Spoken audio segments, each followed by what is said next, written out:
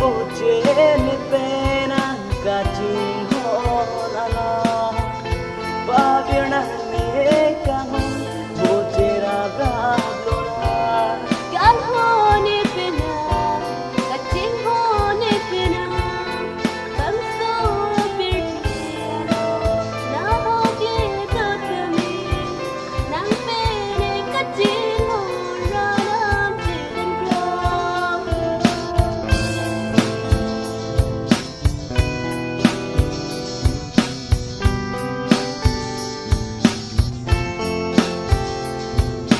Oka hon rubang rong nang chelo tani long nang julang ni sing he ala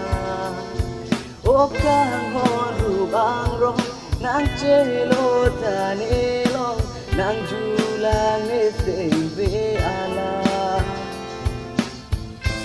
Okang hon tarina labuan jadiri nang chilo jinang runi boche jiapan Kan hon do rab rab lang itu makan Boche don pameran kan hon ipena